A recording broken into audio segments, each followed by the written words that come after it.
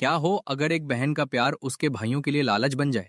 एक ऐसी कहानी जहां खून का स्वाद एक श्राप बन गया और एक बांसुरी ने छुपा रखा था एक भयानक सच। सुनो, लाल कुआन का रहस्य। एक छोटे से राजस्थान के कस्बे में, जहां राजस्थान के तीले सूरज की आग में तपते थे और पुरानी हवेलियां रात में सिसकियां भरते दिखती थीं, एक लड़की, राधा, अपने 6 भाइयों विक्रम, रोहन, अर्जुन, करण, समीर और सबसे छोटे निखिल के साथ रहती थी। इनके माँ बाप का देहांत एक सड़क हादसे में तब हुआ था जब ये सब छोटे थे, और राधा ने अपने भाइयों के साथ मिलकर एक छोटा सा ढाबा चलाया। राधा का ढाबा, जिसका नाम उसकी खास लाल राजमा की सब्जी और गर्मा गर्म पराठों के लिए मशहूर था।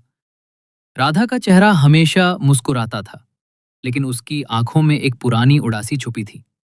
और निखिल, जो उसका सबसे प्यारा भाई था, हमेशा उसके साथ हंसी मजाक करता और काम में मदद करता। एक दिन जब राधा अपने खास मसाला के लिए प्याज काट रही थी, चाकू उसके हाथ से फिसल गया और उसकी हथेली से खून टपकने लगा। वो घबरा गई, लेकिन खून गलती से उस राजमा के बर्तन में जा मिला। डर के मारे उसने किसी को नहीं बताया और उसी राजमा को शाम को ढब्बे पे परोस दिया। कस्टमर्स ने उस दिन खाने की इतनी तारीफ की मानो स्वर्ग का भोजन खा लिया हो। विक्रम, सबसे बड़ा भाई, हैरत था। उसने राधा से पूछा, ये क्या कमाल किया तूने राधा? आज का राजमा तो दिल जीत लिया। राधा ने बात टाल दी, बोली, बस थोड़ा नया मसाला डाला। लेकिन अगले दिन जब कस्टमर्स फिर उसी स्वाद के लिए वापस आए, विक्रम ने राधा से जोर देकर पूछा। राधा ने झिझकते हुए सच बोला कि उसका खून गलती से राजमा में मिल गया था। यह सुनते ही विक्रम के चेहरे पे एक अजीब सी चमक आई और उसके दिमाग में एक शैतानी ख्याल जन्मा। रात को जब ढब्बा बंद हुआ, उसने रोहन, अर्जुन, करण और समीर को चुपके से स्टोर रूम में बुलाया और कहा, अगर राधा के खून की एक बूंद इतना स्वर दे सकती है, तो सोचो उसका पूरा शरीर क्या कमाल करेगा। हम एक सीक्रेट डिश बनाएंगे जो हमें रातों रात अमीर कर देगा। बाकी भाई उसके लालच में बह गए, लेकिन निखिल, जो छुप कर ये सब सुन रहा था, कांप उठा। उसने राधा को बचाना चाहा, लेकिन 6 भाइयों के सामने उसकी आवाज दब गई। अगले दिन विक्रम ने झूठी मुस्कान के साथ राधा से कहा, राधा, हमने तेरे लिए एक बड़ा केटरर ढूंढा है जो हमारे ढब्बे को शहर में मशहूर कर देगा। चल, तुझे उससे मिलवाते हैं।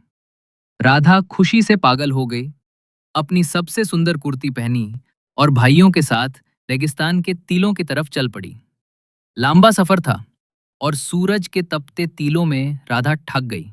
उसने पूछा, भैया, ये केटरर कहाँ है? इतना दूर क्यों? विक्रम ने मुस्कुराते हुए कहा, बस थोड़ी दूर और राधा। आखिर में वो एक सुनसान नदी के पास पहुंचे, जहां एक पुराना कुआं था, जिसका पानी लाल दिखता था, मानो खून से रांगा हो। अचानक विक्रम और बाकी भाइयों ने राधा को पकड़ लिया और एक पुराने लोहे के खंबे से बंध दिया। राधा के दिल में डर का साया छा गया। वो चिल्लाई, ये क्या कर रहे हो भैया?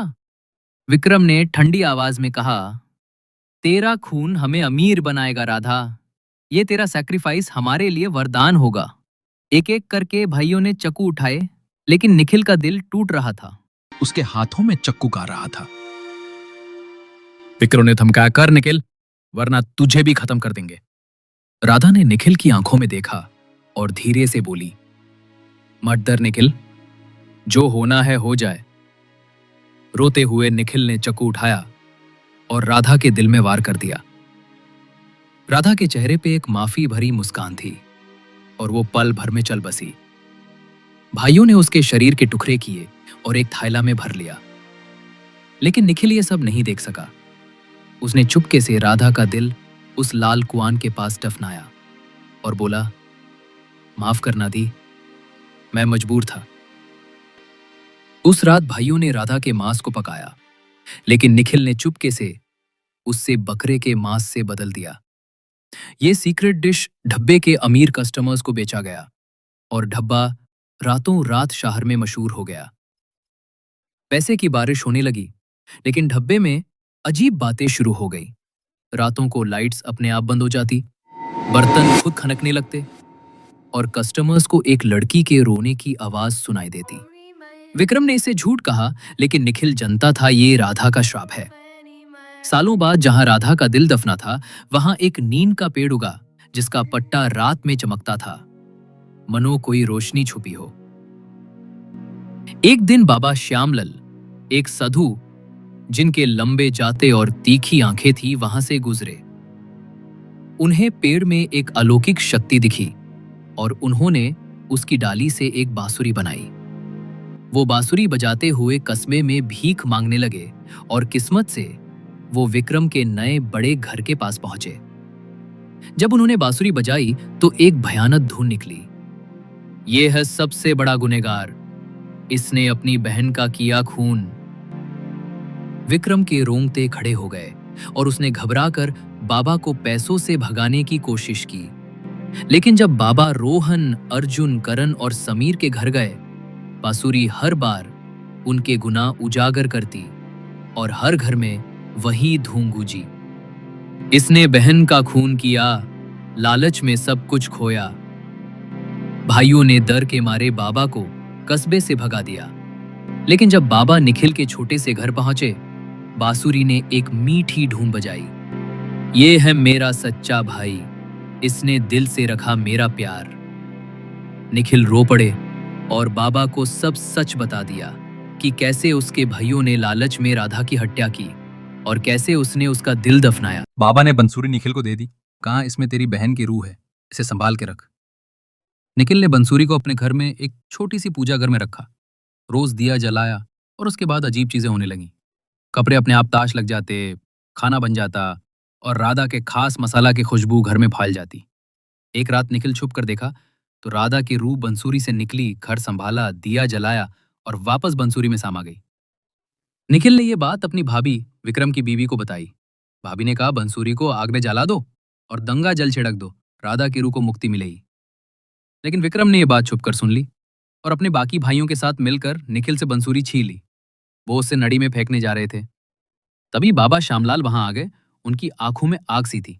हंगामा हुआ और इसमें निखिल ने बंसूरी वापस छीन ली। वो भागकर भाभी के घर गया। वहां एक छोटा सा हमाम कुंड जलाया, बंसूरी को उसमें डाला और गंगा जल छिड़का। एक तेज रोशनी निकली और राधा पूरी तरह जीवित हो गई।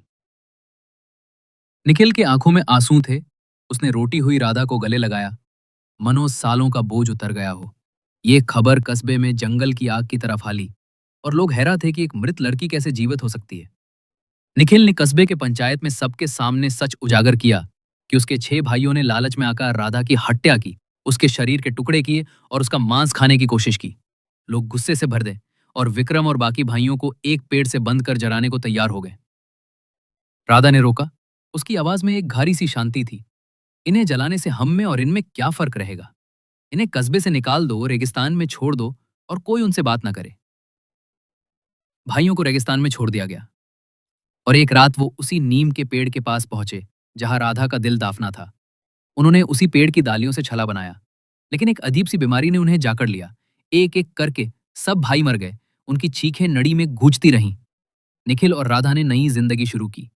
एक नया डब्बा खोला, बहन का प्यार, जहां राधा का राजमा अब श्राप मुक्त था और लोगों के दिल जीत रहा था। वो लाल खून भी अब साफ हो गया, मनो उसका श्राप खत्म हो गया हो। मॉरल: लालच इंसान को अंधेरा ही देता है, लेकिन प्यार और सच्चाई हमेशा रोशनी लाती है। अगर ये कहानी दिल को छुई तो चैनल को सब्सक्राइब करो, बेल आइकन दबाओ और अगले रहस्य के लिए तैयार रहो।